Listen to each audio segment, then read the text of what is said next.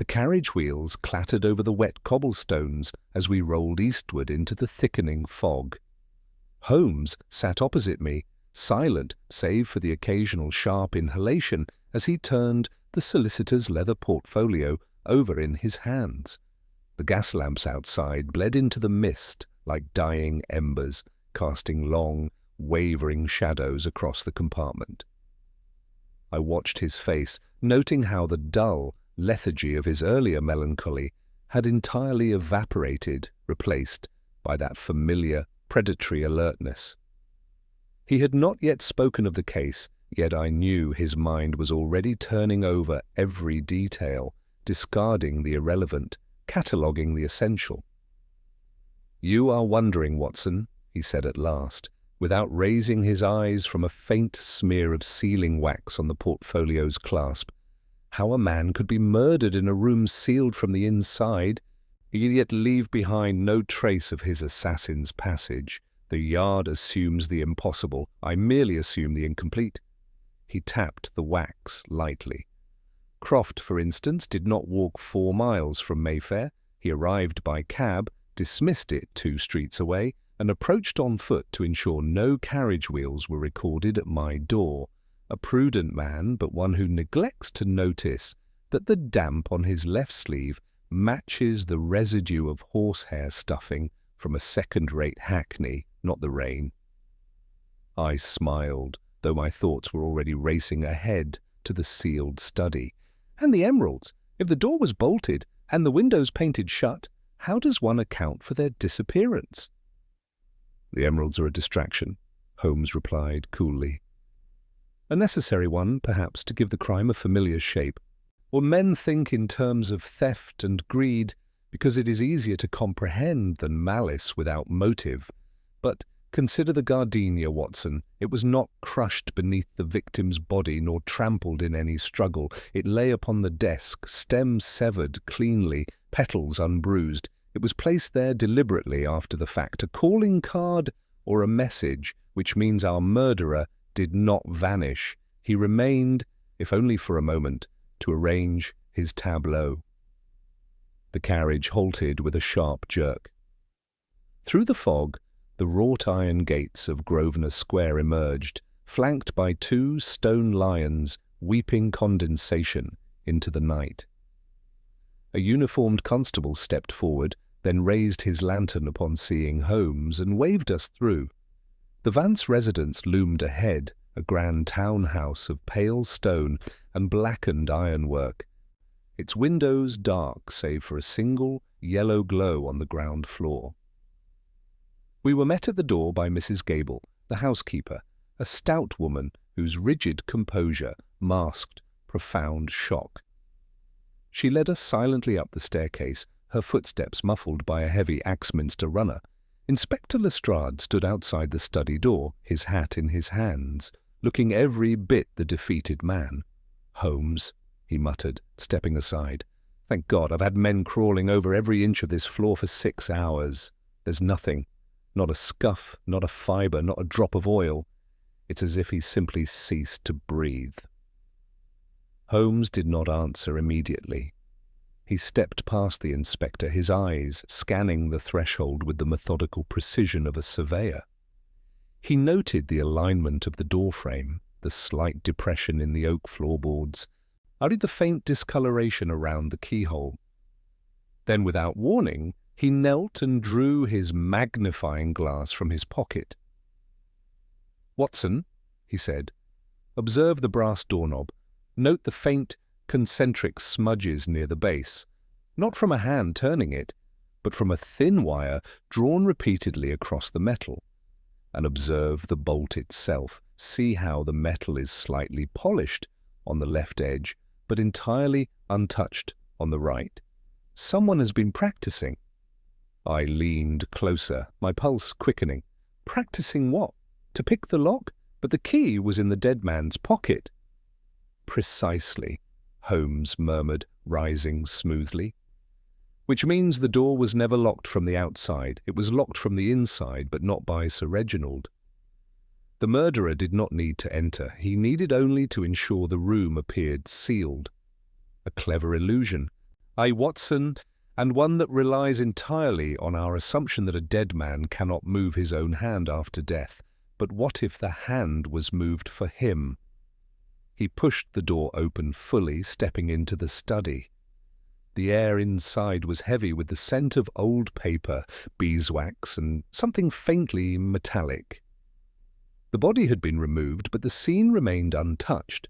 The desk, the shattered teacups, the open safe, and the faint dust pattern on the floor that spoke of careful, deliberate placement. Holmes moved to the centre of the room, his eyes tracing invisible lines from the desk to the window, from the fireplace to the door. I followed, notebook in hand, recording every detail, though the true shape of the puzzle remained frustratingly out of reach. Yet I knew, as I always did when standing in Holmes's shadow, that the first thread had been pulled, the rest would unravel in time. Holmes did not immediately rise from the centre of the room. Instead, he stood perfectly still, his eyes tracing the architecture of the scene as a conductor reads a silent score. The gaslight hissed softly in its brass bracket, throwing long, distorted shadows across the mahogany wainscoting. I opened my notebook, my pen poised, acutely aware that every measured step, every lingering glance, was part of a meticulous reconstruction.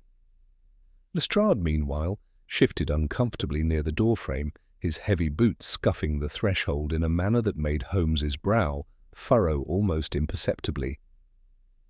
"You will disturb the dust, Inspector," Holmes murmured, not turning. "I trust your men have already photographed the floor from the northern quadrant. If not, as their recent passages will render your investigation entirely useless." "We photographed it twice, Holmes," Lestrade replied, a note of defensiveness creeping into his voice.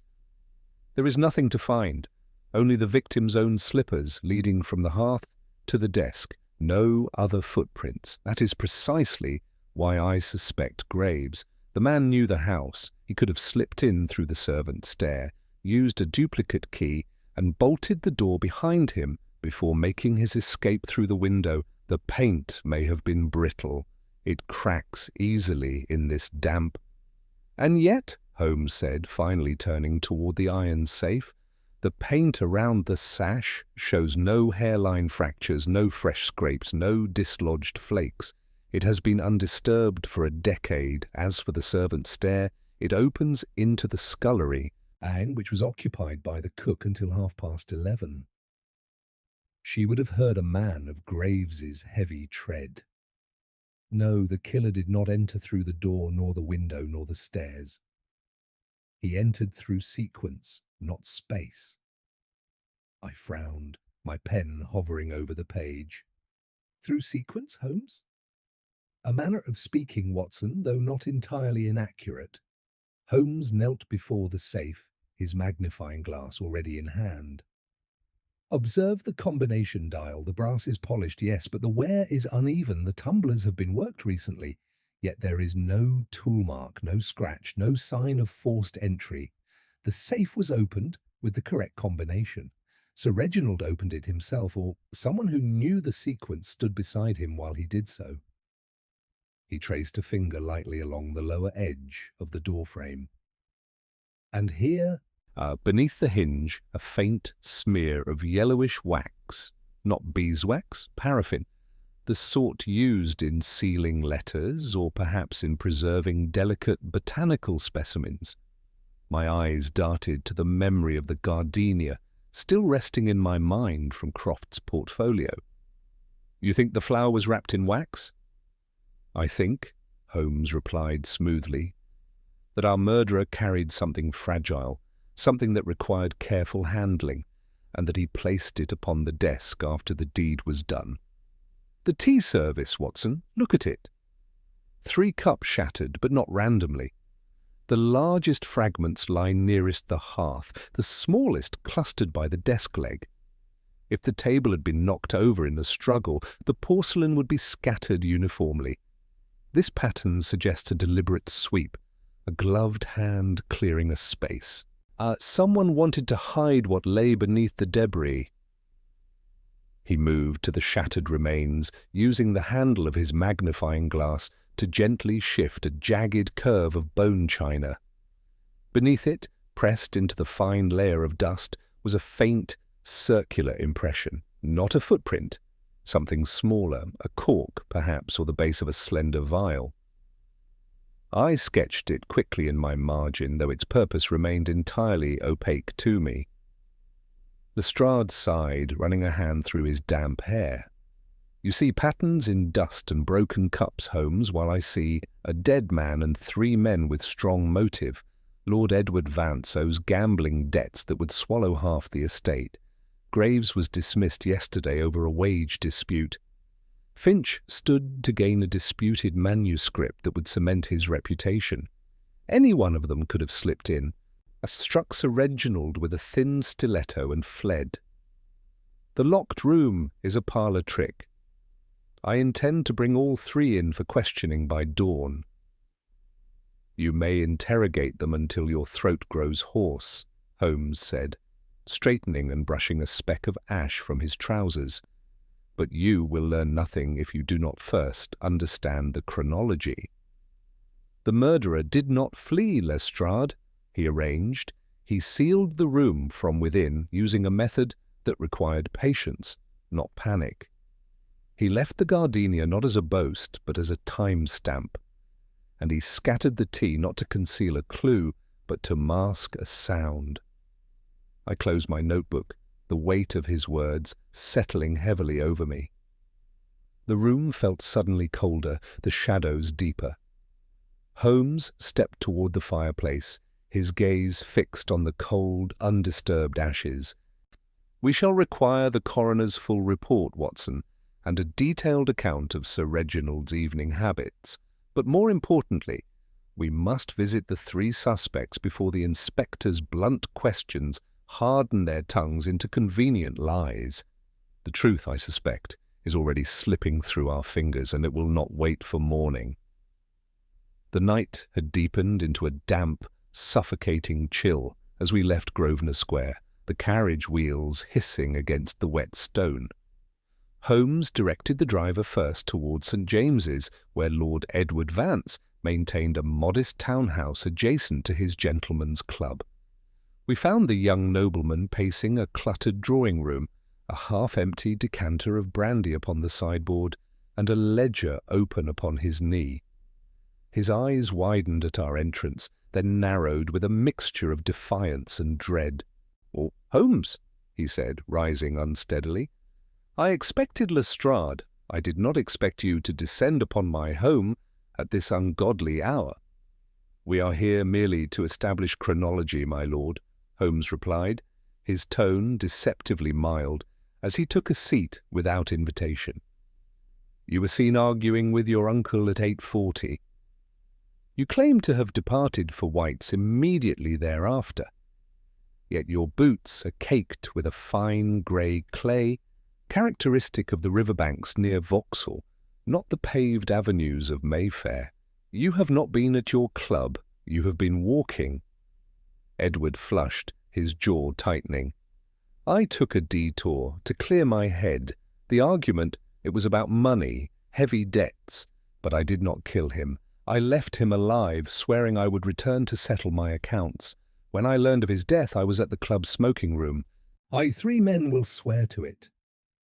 Holmes's eyes lingered on the young man's hands. The knuckles were bruised, the nails bitten to the quick. "You struck something in your agitation, but not a man, a wall perhaps, or a carriage door. Your alibi holds, though your distress is genuine. Tell me, did your uncle ever speak of a gardenia?" Edward blinked, thrown by the sudden shift. "A gardenia? No, he detested them. Said they smelled like a funeral parlour. Why?" "A trivial question," Holmes said, rising. "Good evening, my lord. Do not leave London."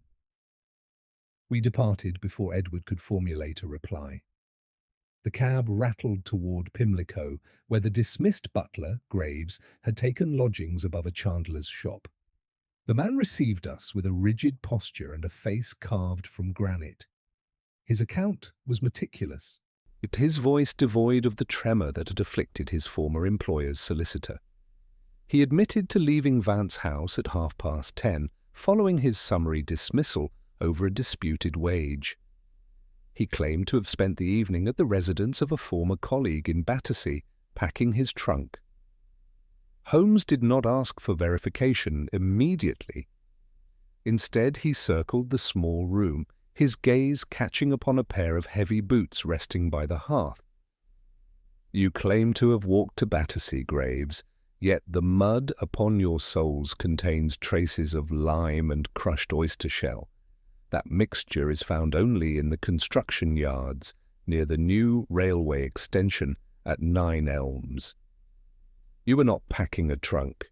You were watching the Vance house from a distance?" Graves's stoic mask cracked just for an instant. I wished to see if he would reconsider. That is all. I had no reason to harm him. I knew his routines, his habits, but I would never strike a man I had served for 20 years, and I could not have opened that safe. Sir Reginald changed the combination monthly. I knew only the old sequence. "Indeed," Holmes murmured, "which renders your involvement highly improbable. You may rest, Graves. The inspector will require your statement at noon." Our final call took us to the quiet, lamplit streets of Bloomsbury, where Alastair Finch maintained his antiquarian shop and adjoining residence. The air inside was thick with the scent of old vellum and binding glue. Finch himself, a man of scholarly bearing and immaculate dress, received us with polite bewilderment. His alibi was airtight. The Savile Club's porter had logged his entry at 8 o'clock. When he had been engaged in cataloguing a collection of Elizabethan manuscripts until past midnight. He produced a letter sealed with Sir Reginald's own crest, dated merely hours before the murder. In it, the old baronet had offered a formal truce, agreeing to surrender the disputed manuscript in exchange for a modest sum. I had every reason to celebrate, not to commit violence, Finch said, his voice steady. Sir Reginald and I were scholars, not brutes. I left the study wing at 7:30 to dine at the club. I never returned. Holmes studied the letter, then the ink staining Finch's right thumb. "You are a careful man, Mr. Finch, yet your alibi, though perfect, is precisely what troubles me. It is too clean. Life rarely affords such symmetry." He paused, his eyes drifting to a small brass bell upon the counter. "Tell me, did you ever visit Sir Reginald's private garden? He cultivated white gardenias with great devotion." Finch frowned. "I had no interest in horticulture. My domain is paper, not petals." "Naturally," Holmes replied, turning toward the door. "Watson, the hour grows late. We must return to Baker Street. The pieces are assembling, though their configuration remains inverted." As the carriage carried us back through the sleeping city, I opened my notebook, reviewing the conflicting testimonies. Each man had an alibi, each had a motive, yet none fit the physical reality of the sealed room. I glanced at Holmes, whose eyes were closed, his long fingers steepled beneath his chin. He had not shared his conclusions, but I could sense the quiet, relentless machinery of his mind turning over the contradictions. The night was far from over, and I suspected the true shape of the deception had yet to emerge. The carriage rattled back toward Baker Street through the sleeping avenues of London, the rhythmic clatter of hooves doing little to dispel the heavy silence between Holmes and myself. He had not spoken since we left Finch's shop, his gaze fixed upon the passing street lamps as though reading some invisible script written in the fog. I opened my notebook once more, tracing the intersecting lines of testimony, motive, and alibi. Each suspect had offered a plausible defence, yet none had offered a satisfactory truth. Lord Edward's financial desperation, Graves's lingering resentment, Finch's scholarly rivalry, All were compelling, yet all seemed to fracture against the immovable fact of the bolted door and the missing emeralds. I closed the book with a soft sigh, unacutely aware that the puzzle was tightening around us like a vice, and that the answer, if it existed at all, lay buried beneath layers of deliberate contradiction. We were scarcely through the door of 221B when a brisk knock announced Inspector Lestrade. He entered without preamble, his greatcoat damp with mist, a sheaf of telegrams clutched in his hand. "I've had the coroner's preliminary report," he announced, shaking water from his hat onto the hearthrug. "Time of death is placed between 9:30 and 10 o'clock. That settles it. Edward Vance claims he was at White's by 8:45, but the club's porter's ledger shows no entry until 9:10. He lied. He slipped out, went to his uncle's, argued again, struck him, and bolted. The locked door was a panic response. He used a wire to draw the bolt from the outside. Exactly as you noted, Holmes, the emeralds are already in pawnshop circulation. I have men staking every dealer in Mayfair." Holmes said nothing. He stood by the mantelpiece, methodically filling his pipe, his expression unreadable. I felt a familiar surge of anticipation, tempered by Lestrade's unwavering certainty. The inspector's logic was straightforward, almost brutally so, a motive, a fractured alibi, and a physical possibility that aligned with our initial observations. It was the sort of conclusion that would satisfy a magistrate, and indeed Lestrade's posture radiated the quiet triumph of a man who believed the hardest work was done. "We'll bring him in at dawn," Lestrade continued. "Once he cracks, we'll have the location of the stones and the weapon. It's a tidy piece of work. When you strip away the theatricality." I watched Holmes strike a match. The sudden flare illuminated the sharp angles of his face, the faint tightening of his jaw. "Tidy, Inspector," he murmured, "but not necessarily true. You assume the wire was used to draw the bolt outward. Yet the polish on the brass suggests a pulling motion from within, followed by a controlled release. And consider the paraffin wax beneath the hinge. It was not applied to seal a gap. It was used to lubricate a mechanism that required time, precision, and a steady hand. Lord Edward Vance is a gambler, not an engineer. He would have fumbled it." Lestrade bristled. "You're defending him?" "I am defending the facts," Holmes replied calmly, exhaling a plume of smoke. "But by all means, proceed with your arrest. I should be sorry to interrupt a conviction based on circumstantial symmetry." The inspector left in a huff, muttering about Holmes's maddening contrarianism. Once the door clicked shut, I turned to my companion. "You do not truly believe Lord Edward is innocent, yet you refuse to oppose Lestrade directly. Why?" Holmes's eyes met mine, and for the first time that night I saw a flicker of something akin to caution.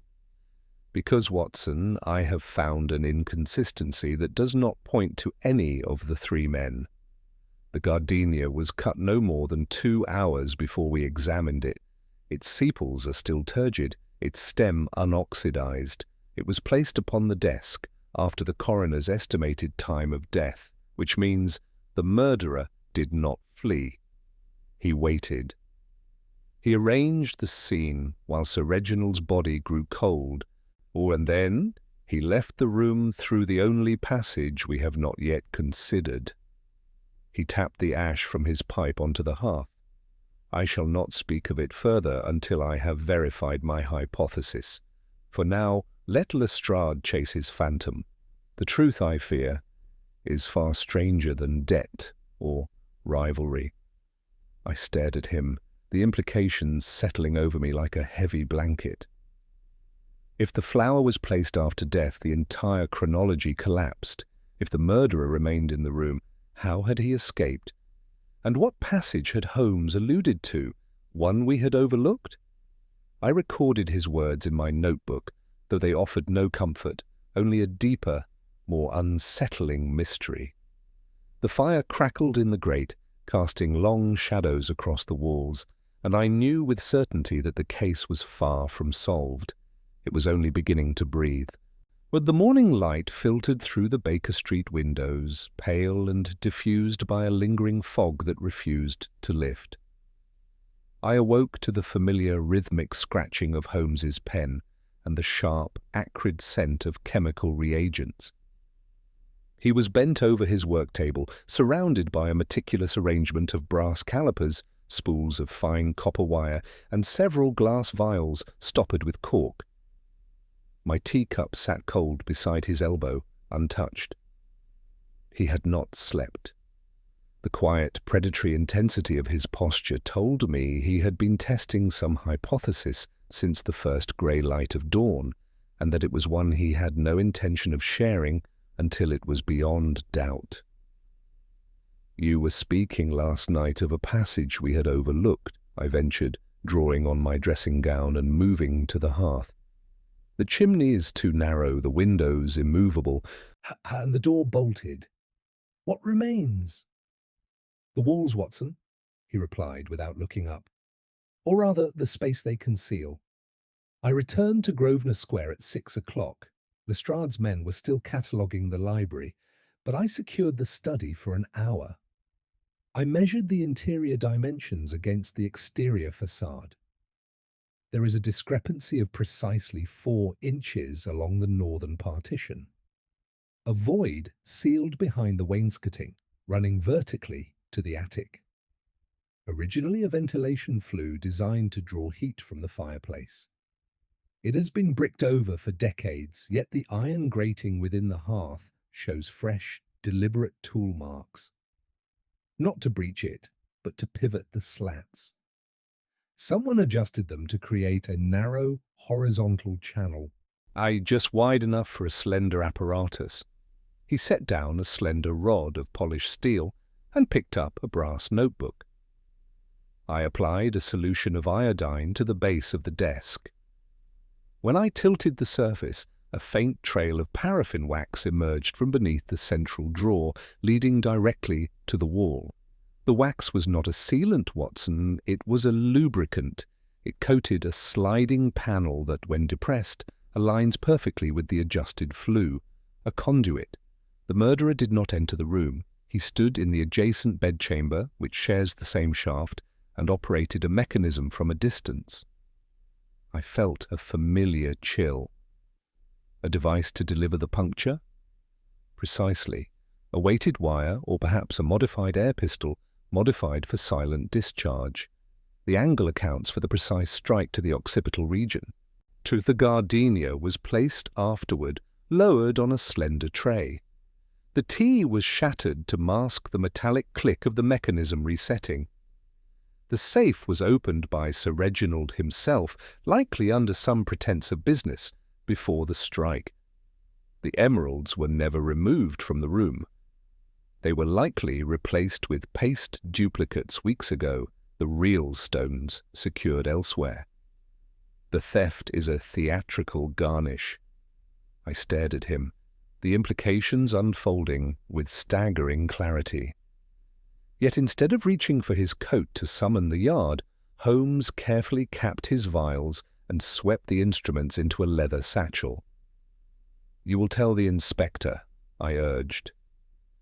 "It exonerates Lord Edward entirely and points to a premeditated engineering of the highest order." "I will tell him precisely nothing," Holmes replied, his tone sharp and final. "Lestrade deals in what can be seen, touched, and confessed. If I present him with sliding panels and pneumatic strikes, he will dismiss it as academic fancy and proceed with his arrest. Worse, the true architect will learn that the shaft has been discovered and will dismantle it before we can prove its function. No, Watson, we must allow the sequence to complete itself. I require physical proof, not architectural theory, and I intend to obtain it by observing who attempts to reclaim the mechanism tonight." He rose, fastening his coat with deliberate care. A telegram lay upon the side table, its paper crisp, its message unmistakable. Lestrade had secured the magistrate's warrant. Edward Vance would be in custody by noon. The case, in the inspector's eyes, was solved. The misdirection had taken hold entirely, and Holmes merely tucked the telegram into his pocket without comment. "We shall dine at the Grosvenor House this evening. You will accompany me. The real work begins when the murderer believes the book is closed." I watched him, a familiar mixture of admiration and profound unease settling in my chest. He held the key to the puzzle, yet he would not turn it until the entire lock was visible. Outside, a church bell told the hour, its sound swallowed by the damp air. The mystery had shifted from a crime of desperation to a machine of cold, calculated precision, and I knew with chilling certainty that the architect of it was still watching, waiting, and far closer than we dared imagine. The carriage ride from the Grosvenor House was marked by an uncharacteristic silence. Holmes sat rigidly opposite me, his gloved fingers drumming a frantic, uneven rhythm against his knee. The city passed in blurred smears of amber light and wet stone, but his gaze was fixed inward, his jaw set in a hard, unyielding line. I had intended to ask whether he meant to return to Baker Street or to stake out the Vance residence as he had promised, but the words died in my throat.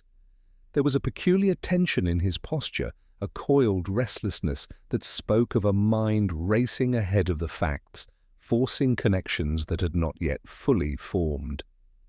When he suddenly barked an order to the driver to divert toward Bloomsbury, I offered no protest. I knew better. We arrived at Finch's antiquarian establishment just as the church bells tolled 9:30. The street was deserted, the shop windows shuttered tight behind wrought-iron grills. Yet Holmes did not approach the main door. Instead, he strode directly to the side alley, his boots striking the cobbles with a heavy, purposeful cadence. He pressed his ear to the damp brickwork, his eyes closing in concentration. After a long moment he straightened, and for the first time since I had known him, I saw a flicker of genuine agitation cross his features. He drew his revolver, motioned me to stay back, and forced the cellar door open with a sharp kick. The air below was thick with the scent of damp vellum, machine oil, and something acrid that stung the nostrils.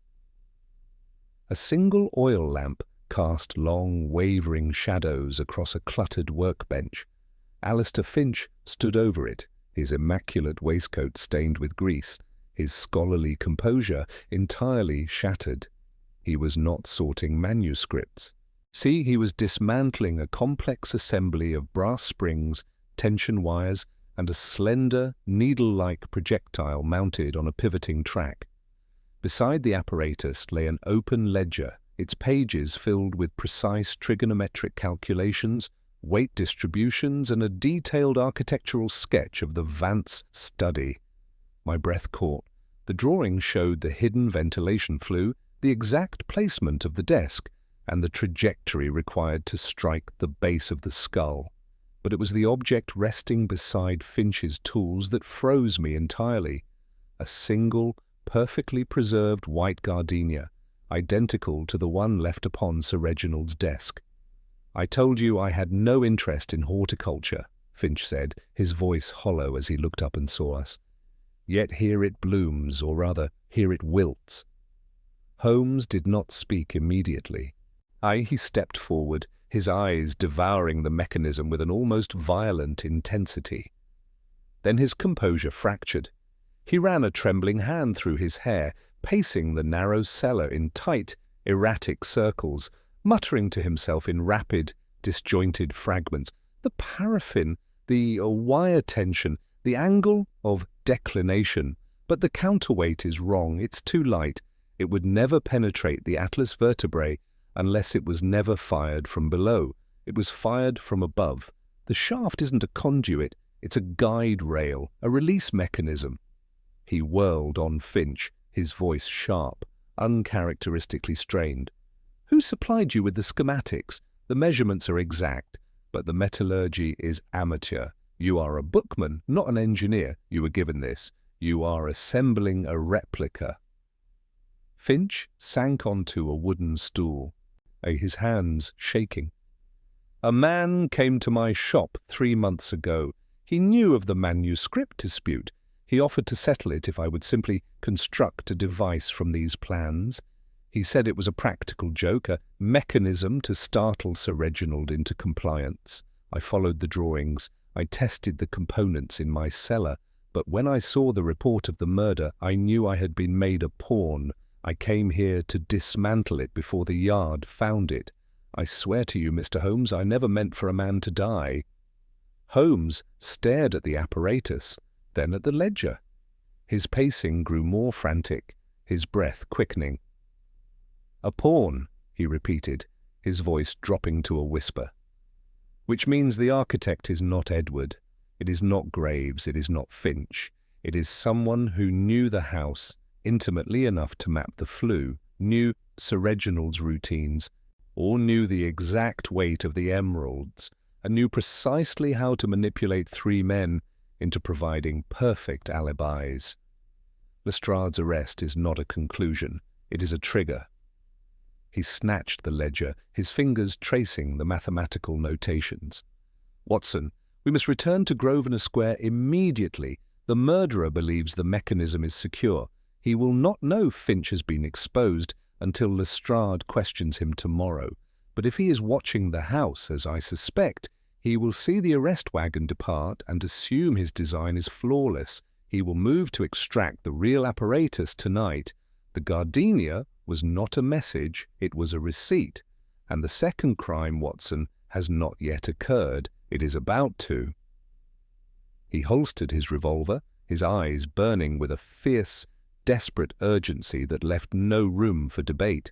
I followed him into the fog, the rhythmic clatter of our footsteps echoing against the wet stones, each step carrying us deeper into a labyrinth where every suspect wore the mask of innocence, and the truth waited in the dark, already setting its next trap. The carriage wheels struck the wet cobbles with frantic urgency as we approached Grosvenor Square. The fog had thickened into a suffocating blanket, swallowing the street lamps and reducing the grand townhouses to mere silhouettes against the gloom. Holmes ordered the driver to halt 2 streets away, dismissing him with a brisk wave before turning to me with a glint of calculated purpose in his eyes. "We shall proceed on foot, Watson. Lestrade's men will have cleared the perimeter following the arrest, leaving the rear service lane unguarded. And the architect will not approach through the front. He will come through the coal chute or the garden wall, expecting the house to be deserted, save for the sleeping staff." We moved swiftly along the damp pavement, our footsteps muffled by the heavy mist. Holmes led me to a narrow alley behind the Vance property, where a rusted iron gate stood slightly ajar. He pressed a finger to his lips, listening intently to the muffled sounds of the sleeping city, then slipped through the opening with the silent grace of a shadow. I followed, my heart pounding against my ribs as we navigated the overgrown rear garden. The study's northern window was just visible through the ivy, a sliver of darkness against the stone. "The mechanism remains," Holmes whispered, his breath forming pale plumes in the chill air. Finch's replica confirmed the design. But the original was never removed. The murderer left it in place because dismantling it would require time and light he could not afford on the night of the strike. Now, with Lestrade's investigation concluded in his eyes, he will return to secure his prize before the Yard's forensic men discover the flue tomorrow. We shall not wait for him to enter. We shall invite him. He produced a small phial of lamp oil and a length of fine copper wire from his coat. Moving, with practiced efficiency, he slipped through a low cellar window, reappearing moments later, inside the adjacent bedchamber that shared the ventilation shaft. I watched through the glass as he worked, his hands moving with surgical precision.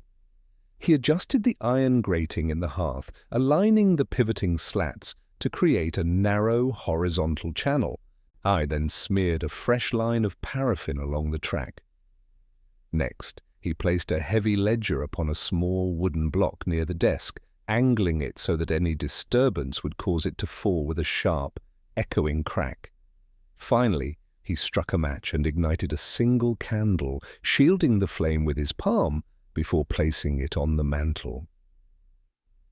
"A beacon, Watson," he murmured through the cracked window.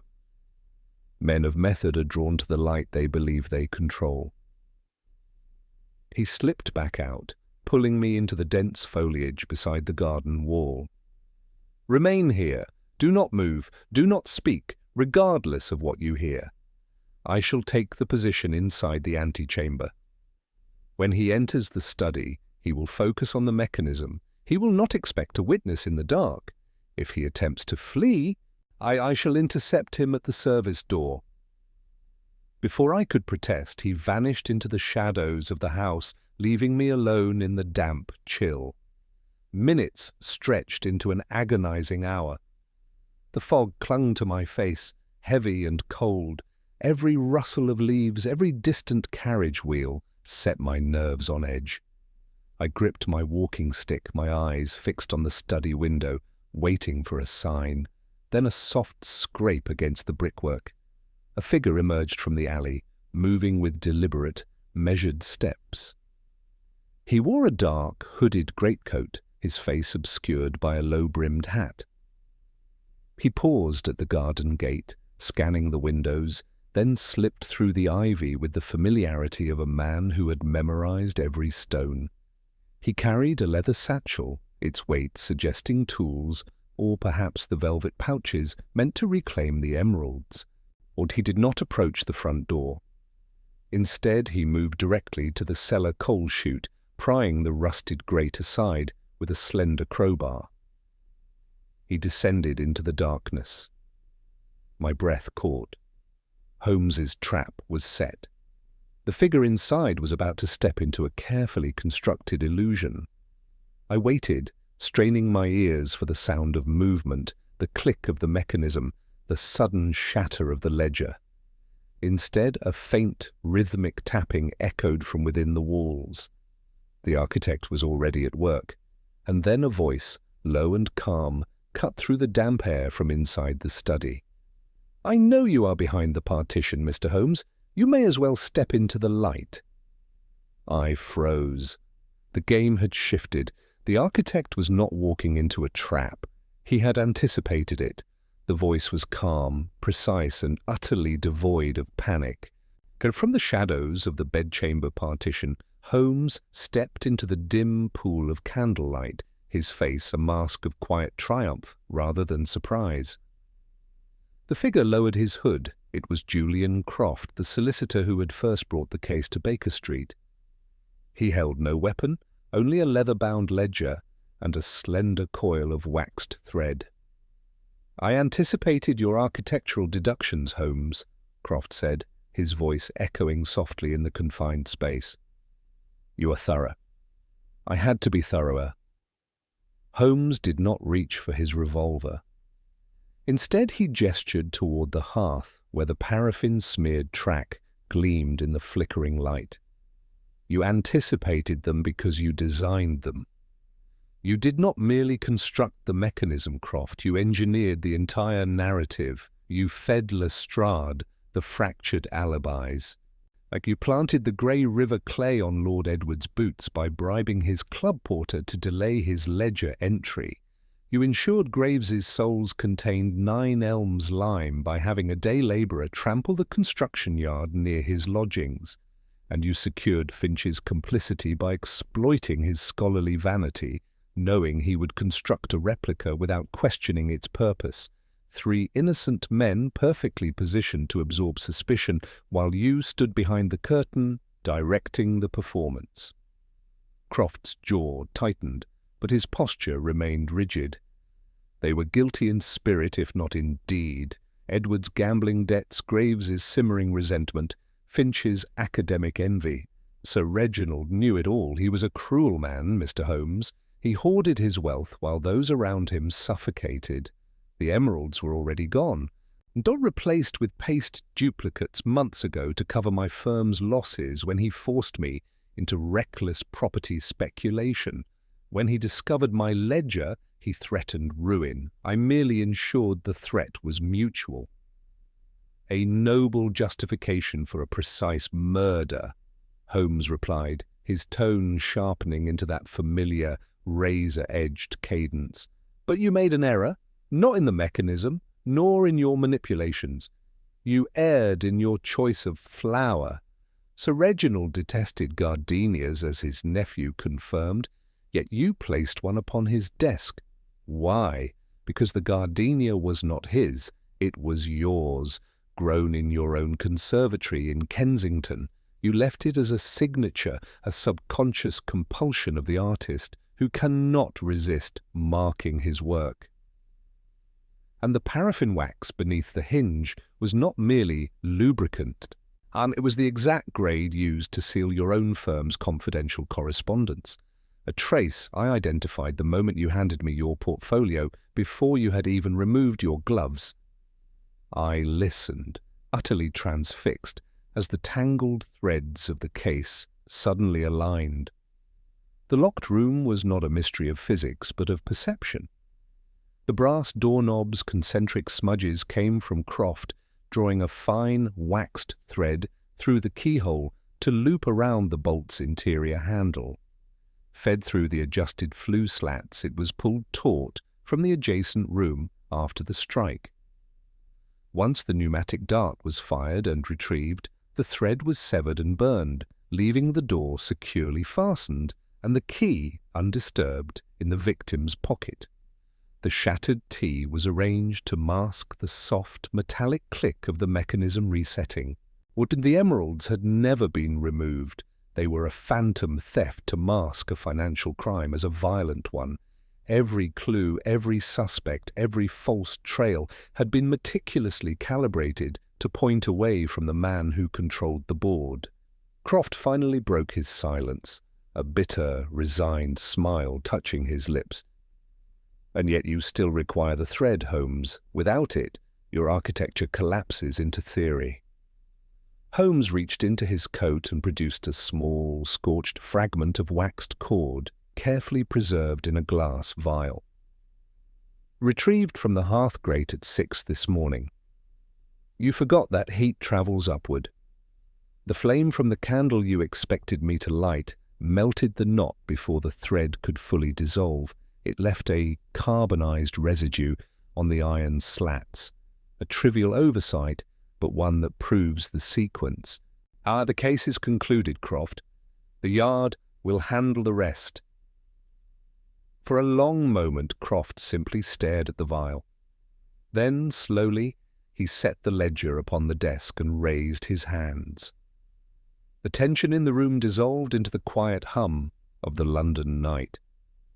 Holmes turned to me, his expression weary but resolute. Come, Watson, the game, at last, is done. The heavy tread of boots on the oak staircase announced Lestrade's arrival a full 10 minutes before he crossed the threshold.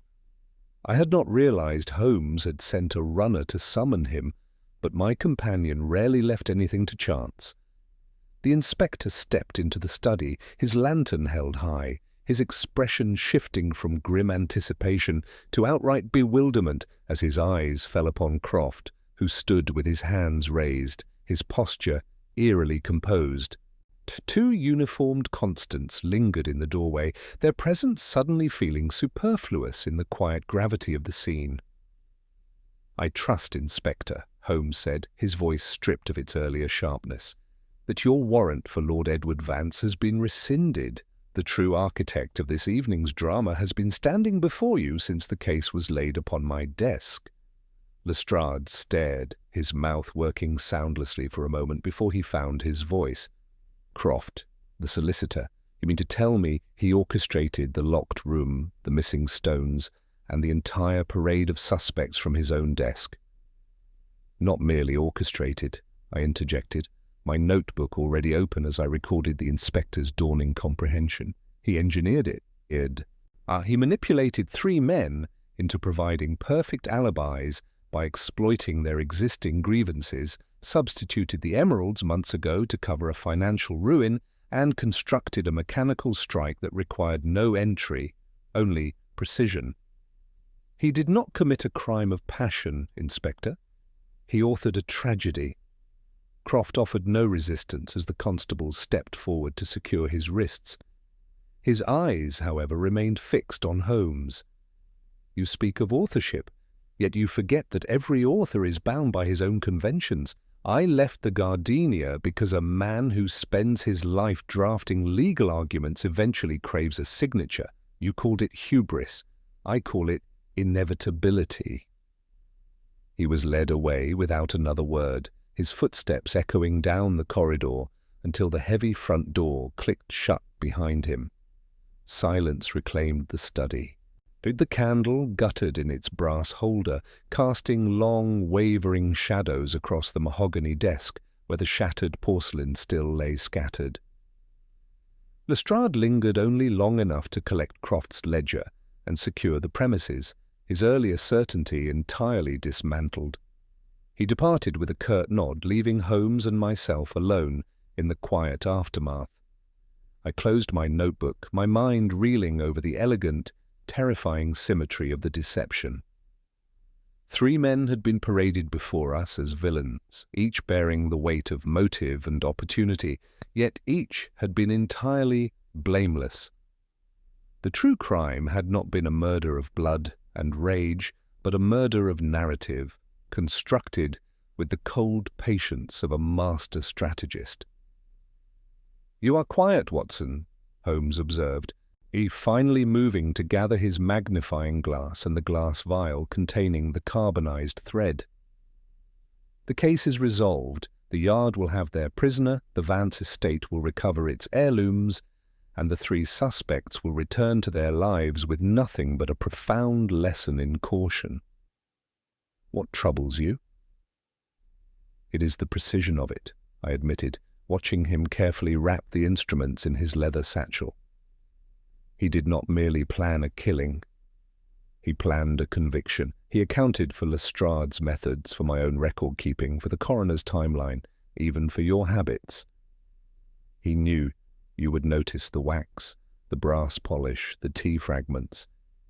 He relied on your brilliance to follow the trail, yet designed it so that every step pointed away from him. How does one guard against a mind that turns deduction itself into a weapon? Holmes paused at the threshold, his profile stark against the dim hallway light. "You do not guard against it, Watson. You outpace it." Croft's error was not in his engineering, but in his assumption that intellect exists in isolation. He believed that by controlling the variables, he controlled the outcome.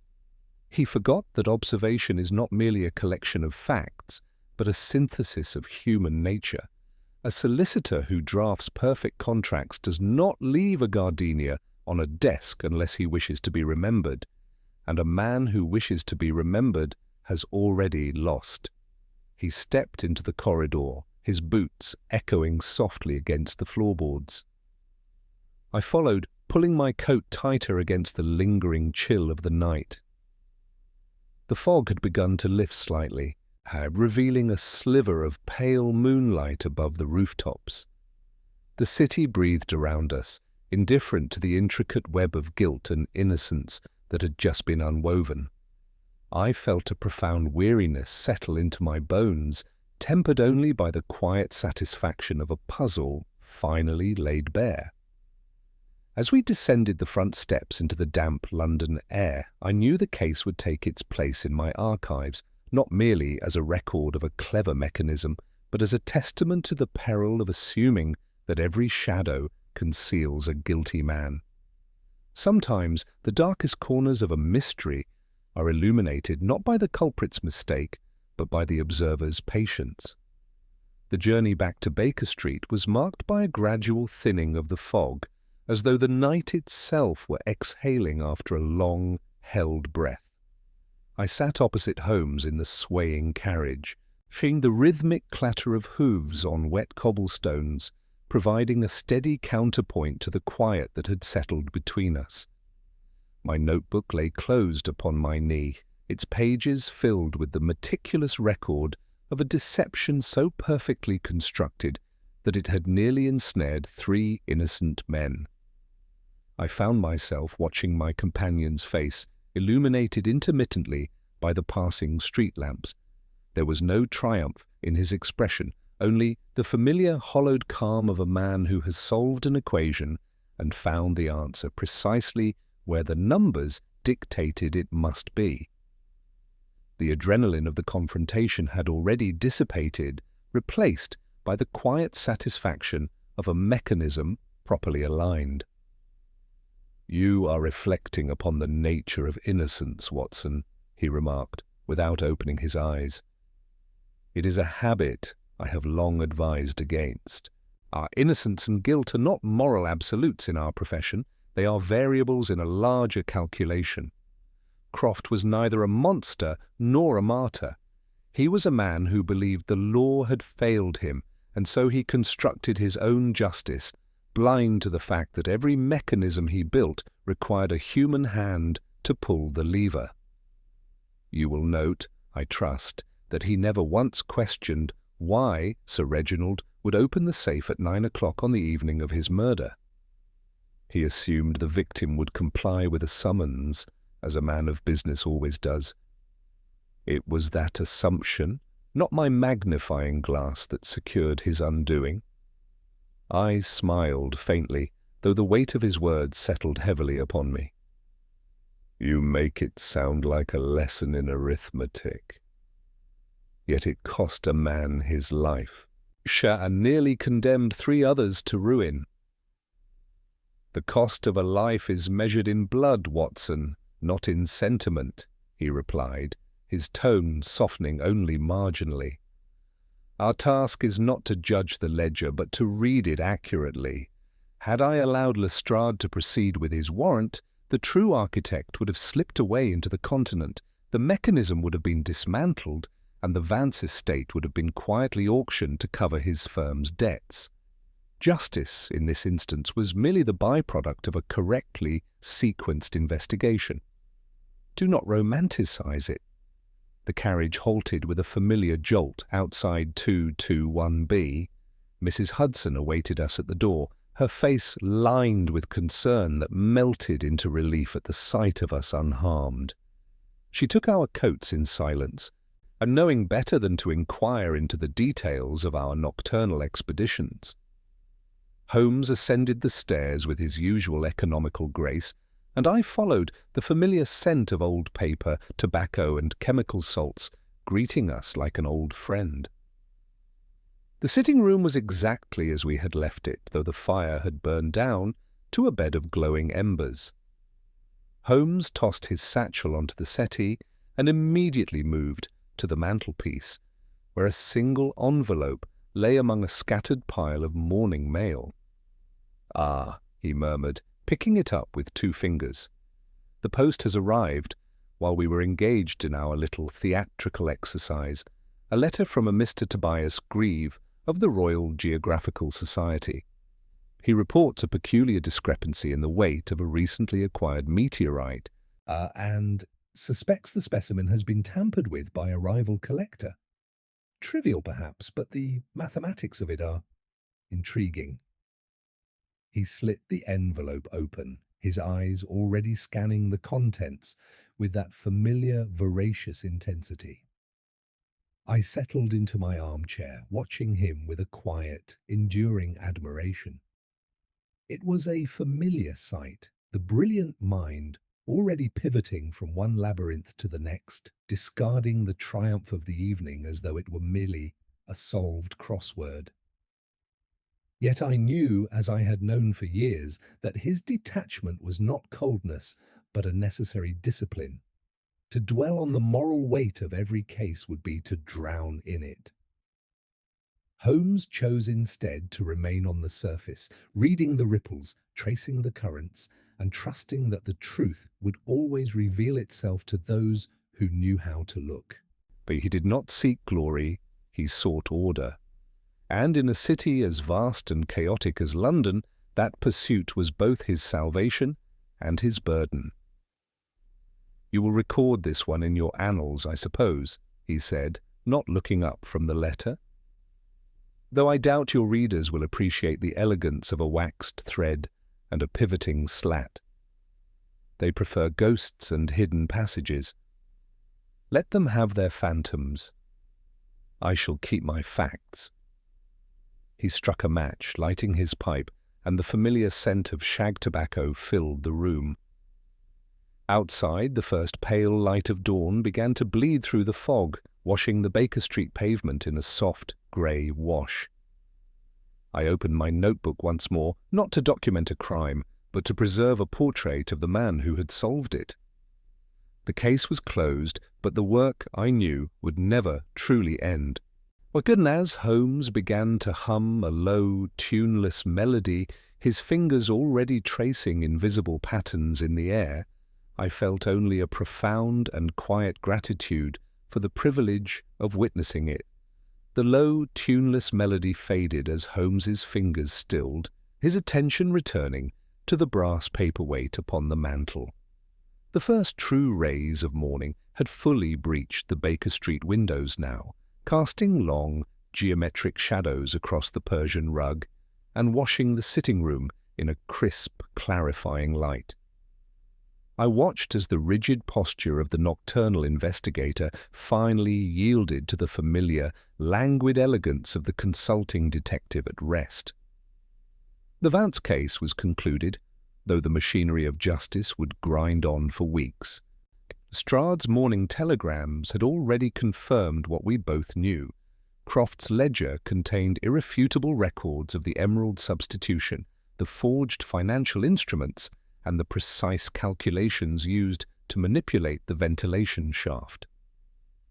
Lord Edward's gambling debts were quietly settled with a portion of the recovered stones, Graves was reinstated with a modest pension, and Finch's scholarly reputation remained entirely intact. 3 men, each convinced of their own ruin, would wake to a reprieve they scarcely understood. It was a neat unravelling. Yet as I sat across from Holmes, I felt no surge of triumph, only a profound, quiet reverence for the mind that had pulled the thread without tearing the tapestry. "You are satisfied, Watson?" Holmes asked, his voice low, almost conversational. He turned the paperweight slowly between his thumb and forefinger. "I detect that particular stillness in your breathing, which usually follows a successful resolution. Do not mistake it for contentment. It is merely the absence of unresolved variables." "I suppose it is," I replied, leaning back in my armchair. "But I cannot help but marvel at how thoroughly you saw through the deception. Lestrade saw a locked room and a missing fortune. I saw tragedy of motives. You saw a man who had convinced himself he was writing a perfect equation. How did you know with such certainty that Croft would return to the mechanism?" Holmes's lips curled into a faint, wry smile. "Because a man who builds a labyrinth must eventually walk its centre. Croft's design was flawless in geometry, but fatally flawed in psychology. And he assumed that intelligence operates in isolation. He believed that by removing himself from the physical scene, he removed himself from suspicion. Yet he left the gardenia. He handled the paraffin wax. He drafted the ledgers in his own hand. He could not resist the compulsion of the author. Every architect leaves his signature, Watson. It is not a boast. It is an inevitability. I merely waited for him to verify it." He set the paperweight down with a soft click. "And as for my certainty, you flatter me. I did not know he would return. I only knew that the mechanism would require maintenance, and that a man of his meticulous nature would not leave a functioning apparatus in enemy hands. Deduction is not prophecy. It is merely the careful elimination of the impossible, followed by the acceptance of the improbable. I nodded. Aye, though the elegance of his explanation left me quietly humbled. Mrs. Hudson's gentle knock preceded her entrance with a tray of tea and warm bread, the mundane rituals of the morning reasserting themselves over the extraordinary events of the night. Holmes accepted his cup without comment, his eyes already drifting toward the window where the fog had lifted entirely, revealing a brisk, unclouded sky. The city was waking. Carriage wheels clattered in the distance. A newsboy's voice carried faintly up from the street, announcing the day's headlines, none of which would mention the silent, precise machinery of a solicitor's revenge. There is a peculiar comfort in the ordinary, is there not? Holmes murmured, watching the steam curl from his teacup. Crime is merely human nature stripped of its civility. It follows patterns. He leaves residues, demands resolution. We do not chase monsters, Watson. We chase consequences. And when the consequences are accounted for, the world returns to its proper balance. He rose, reaching for his coat and his deerstalker, the restless energy already returning to his frame. The meteorite specimen awaits our attention. A discrepancy of 3 ounces in a stone from the desert is a far more honest puzzle than a locked room filled with men's grievances. Come, the game, as it always does, continues. I followed him to the door, pausing only to cast one last glance at the sitting room. The violin, the chemical bench, the scattered correspondence of a mind that refused to rest. The Vance case would take its place in my chronicles not as a tale of blood and terror, but as a study in the architecture of deception. Fixen, as we stepped out into the bright, brisk morning, the cobblestones gleaming beneath a clear sky, I felt once again the quiet privilege of walking beside a man who saw the world not as it appeared, but as it truly was. The puzzle was solved, the street was open, and London, vast and indifferent, waited for the next shadow to fall.